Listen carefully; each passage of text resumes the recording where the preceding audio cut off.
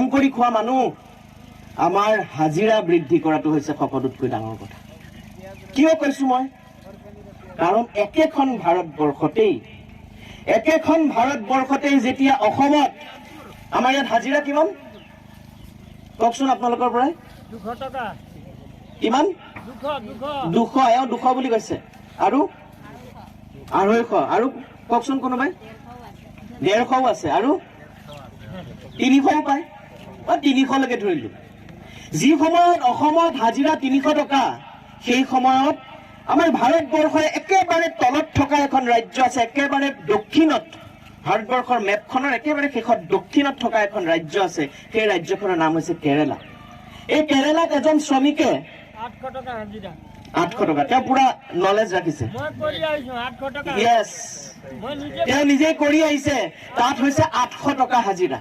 কেৰেলাত যদি 800 টকা হাজিৰা দিব পাৰে, আমি কৈছো CPIM দলে যে অসমত মানুহৰ হাজিৰা বৃদ্ধি কৰক। মানুহক দান দক্ষিণা দি, মানুহক পুতৌ কৰি পইচা দিয়াতকৈ মানুহক হাজিৰা বৃদ্ধি কৰাৰ আপোনালোকে ব্যৱস্থা কৰক। আজি আঁচনিভুক্ত যি কৰ্মচাৰীসকল আছে তেওঁলোকৰ স্থায়ী কৰ্মচাৰী হিচাপে কৃষক, বেছিভাগ মানুহে হয়তো কৃষকৰ কাম কৰি খায়, শ্ৰম কৰি খায়, তাকে সৰিয়হ মৰাপাট যি উৎপাদন হয় এইখন সঠিক মূল্য চৰকাৰে যিহেতু বেছিভাগ কৰাই মানুহে নহয়, তেওঁলোকক ভোট দিছে, কিনাৰ কাৰণে এইখন চৰকাৰে তাৰ কাৰণে কাম কৰিব ব্যৱস্থা কৰা। এই বেছিভাগ মানুহৰ দাবীসমূহ কাৰণে কাম মূল্য কৰিব বৃদ্ধিৰ লাগিছিল। বিৰুদ্ধে এই বেছিভাগ মানুহ কোন? আজি ইয়াতে বেছিভাগ মানুহ ৰাজহুৱা সভা শ্ৰমিক হৈ নহলে আছে। কৃষক। আমি কিন্তু এখন চৰকাৰে কাৰ কাৰণে কাম সভা কৰিছে? সমিতি কৰি শ্ৰমিকৰ কাৰণে কাম কৰিছে? জনবিৰোধী কৃষকৰ কাৰণে কাম কৰিছেনে? আজি সাধাৰণ একেবাৰে গৰীব খুব মানুহৰ স্পষ্ট। বিৰোধী যিবিলাক নীতি আছে আজি এই নীতিৰ বিৰুদ্ধে কৃষক এই আৰু শ্ৰমিকৰ কাৰণে সভাসমূহ হৈ কাম আছে। কৰা নাই। হয়, কিছুদিন কেনেকুৱা আগতে কৰা দেখা উচিত? গ'ল সেইটো গৰু এটা বিক্ৰী ডাঙৰ কৰাৰ বন্ধ কৰা হ'ল। ডক্টৰ হিমন্ত বিশ্ব শৰ্মা ডাঙৰীয়াই কৈ থাকে নিজৰ যে ধান বেচিব অসমক নোৱাৰে। ভাৰতবৰ্ষৰ প্ৰথম এই 5খন চৰকাৰে উন্নত বিভিন্ন ৰাজ্যৰ ধৰণৰ ভিতৰত ৰাখিব। আভুৱা ভাৰী তেওঁলোকে যিটো ভাৰতবৰ্ষত বহুত ৰাজ্য আছে।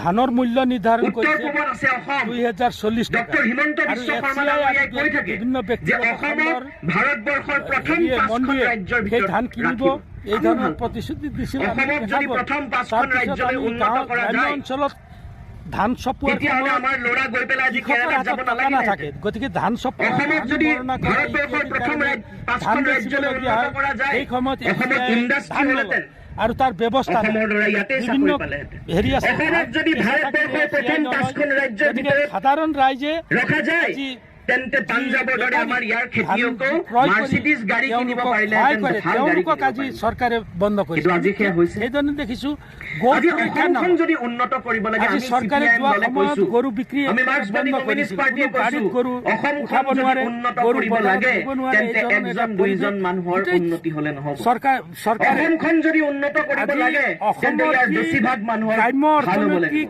আৰু আজি বেছিভাগ আমি মানুহ গৌ কি? ধনে বেছিভাগ মানুহ আমি ধন হিচাপে কওঁ, জাতিৰ গৌ ধন। ভিত্তিত নহয়। যেনেকা বেছিভাগ আজি মানুহ হৈছে কৰ্মচাৰীৰ তাৰ হাতত কৰ্মৰ বেংকত ভিত্তিত টকা থাকে, কৃষক ঠিক আৰু সেইজনে শ্ৰমিক। কৃষকৰ হাতত খাটি খোৱা মানুহ। গৰু থাকে। খাটি খোৱা বা মানুহৰ বিভিন্ন ভাল খেতি কৰি নকৰাকৈ, উৎপাদন কৰে, এইটো খাটি হ'ল খোৱা মানুহৰ কৃষকৰ হাতত উন্নতি ধন। নকৰাকৈ গতিকে বেংকৰ অসম একাউণ্ট আগবাঢ়ি নিচিনা যাব বস্তু নোৱাৰে। আজি বিক্ৰী কৰিব নোৱাৰা এটা কাৰণ পৰিৱেশ। অসমৰ আজি গৰু বেছিভাগ বিক্ৰী মানুহ হৈছে খাটি কম খোৱা দামত বিক্ৰী কৰিবলগীয়া এতিয়া হৈছে। প্ৰশ্ন হৈছে, ঠিক সেইজনেও খাটি খোৱা মানুহৰ ধানৰ উন্নতি ক্ষেত্ৰতো কেনেকৈ আজি হ'ব? মই আজি অকল চৰকাৰে সমালোচনা কৰিব বিচৰা FCI নাই। ধান ল'ব বুলি আমাৰ আগৰ নাটকটো বক্তাসকলে কৰি কৈছে, কিন্তু কি কি ধান কৰিছে সেইজনে বিজেপি, মই ৰাইজৰ তাত ধান নাযাওঁ। সংগ্ৰহ কৰা নাই আৰু বেয়া লাগিছে বহুত কৈ পেলাই কি কি বেয়া কৰিছে। অৱস্থাত লাজ লাগে লৈ আচলতে। গৈছে। ধান বিক্ৰী মই নহয়, তালৈ এই নাযাওঁ। মই ধৰণৰ কি অৱস্থাত কৰিব লাগে তালৈ আছে মই ক'ব কৃষকে। বিচাৰিছোঁ। সেইকাৰণে আমি দাবী আজি যদি উত্থাপন সাধাৰণ কৰিছোঁ খাটি যাতে খোৱা প্ৰতিটো মানুহৰ পঞ্চায়ত অৱস্থা ভাল হ'ব ভিত্তিত লাগে, ধান তেন্তে কি ক্ৰয় কৰিব কেন্দ্ৰ লাগিব? স্থাপন কৰক। আপোনাৰ যদি ৰাইজে অৱস্থা ভাল উৎপাদন হ'ব কৰা লাগে, সৰিয়হ ক্ৰয় আপোনাৰ কেন্দ্ৰ যদি স্থাপন অৱস্থা ভাল কৰক, হ'ব লাগে, তাৰ তেন্তে কি দাম কৰিব নিৰ্ধাৰণ লাগিব? কৰক আৰু কি লাগে আমাক? সঠিক দামত কিনাৰ নিজে ব্যৱস্থা প্ৰশ্ন কৰাৰ কৰকচোন কাৰণে নিজে। দাবী উত্থাপন কৰিছোঁ। কি লাগে? Assam Focus.